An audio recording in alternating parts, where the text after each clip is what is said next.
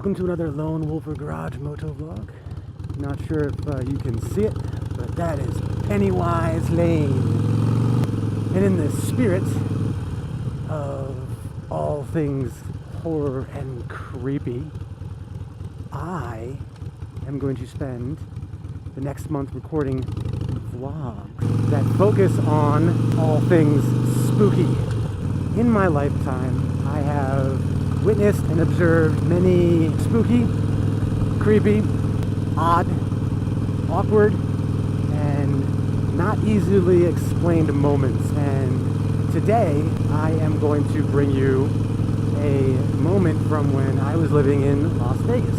I had this idea in my head that every week I would go and do something I had never done before. So moving to Vegas was kind of the start of that. Whether it's scary or different or odd or awkward or ridiculous, I was going to do something different, even if it's something mundane. And on a particularly beautiful October day in the desert, I looked down at my boots and I said, wow, my boots are pretty dirty. They are pretty dingy. I think I'm going to go get a shoe shine. I had never had a shoe shine before. It's simple. It was mundane. I thought it was going to be, I walk into a casino, I go to one of the shoe shine stations, get it done, pay and tip the dude, and head on my merry way with nice, clean, shiny boots. No, that wasn't really in the cards for me, as with many things in my life. They don't go as planned or as simply as that. There are quite a few different places that you can go get your boots or shoes shined in Vegas. Most of the casinos have people like either in the bathrooms or outside the bathrooms that can do that for you. And there's a specific casino that I really enjoyed going to. It is actually no longer called Bill's Gambling Hall. It is now, I believe, the Cromwell, but it's still the same building. It wasn't always Bill's. Before that, I believe it was called the Gold Coast. But when it was Bill's Gambling Hall, it was just this, kind of old-timey. It wasn't run down, but it definitely had a nostalgic feel to casinos of the past on the Strip. The colors were very 70s and 80s. It had not really been updated in a very long time. The folks who worked there, they wore these, I think they were maroon, if not like, kind of a wine red colored shirts that, didn't really go with the 21st century. They were outdated. They didn't look nasty or anything like that, but they looked older and they looked like, from a time gone by. But yeah, so I knew and remembered having seen a shoe shine station in the men's room there, and I was like, oh, I'm gonna go to Bill's. First off, I love the feel of the place. I love the old-timey feel. It was, right on the Strip, right next to Bally's. I don't know, had a great atmosphere. I enjoyed going in there. I'd oftentimes go there and play blackjack. The other reason why I really enjoyed going there was the circular entrance and exit for the parking structure. And going up and down on the motorcycle was always just awesome. I don't know why. It's just really fun. Really kind of ridiculous fun. I went there, and I go and I park on I think I parked on the roof and took the elevator down to the first floor, and I walk out and I get onto the floor and it's packed. Didn't typically see it as busy as it was that day.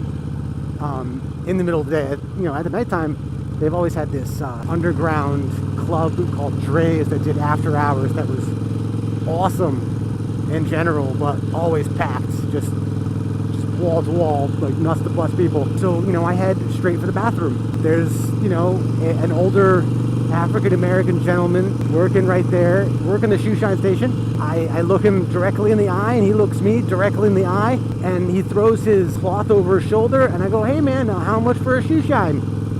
He smiles and disappears. Just gone. Just blink of an eye, gone. One moment there, I talked to him, I said something, he smiled, and then he was poof, gone. I will be completely honest. It scared the shit out of me. not figuratively. I immediately ran to a stall and just emptied my bowels. I was freaked out because he was there. One moment, he was corporeal. He was in the flesh. He looked completely real.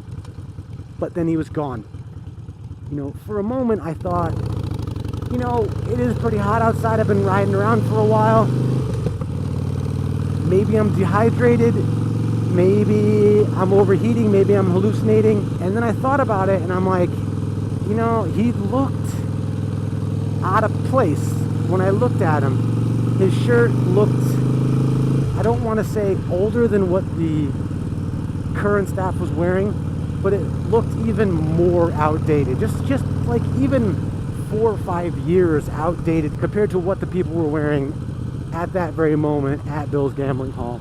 Yeah, needless to say, I did not get a shoe shine that day. After I finished excavating my bowels, not really of my own volition, I hopped back on my bike and I rode home. Basically, I thought about what I saw and contemplated what that meant and all the things that kind of go along with seeing a ghost and being scared out of your wits. Yeah, don't back up, asshole, because I'm not stopping.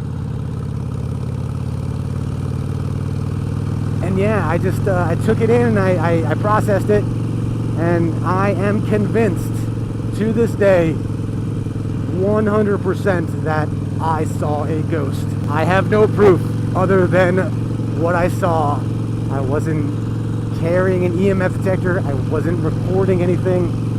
I have nothing except for the, you know, senses that were paying attention at that moment. I definitely heard the sound of him throwing his towel over his shoulder.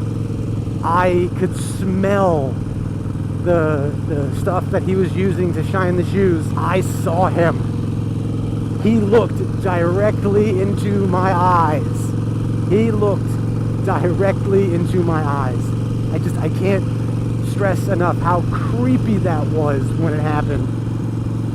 Yeah, 100% convinced that I saw a ghost that day. There are many more instances from my lifetime where I believe I have seen things that can't be explained away. I have experienced things that just like that day, I just will not say didn't happen. I cannot say that they were hallucinations. But yeah, this is hopefully going to be the first of 4 or 5 vlogs over the next month, considering it is October and it is time for spooky stories that I will bring you. And if you enjoyed this story, maybe give it a like. And if you have not taken the time to hit that subscribe button, I would be forever grateful if you did. And if you really enjoyed it and you have some friends who you think might enjoy my little story, maybe give it a share on those social media channels such as Twitter and the Facebook. All right, guys, go tell some spooky stories or scare somebody for fun. It's that time of year. Rock on.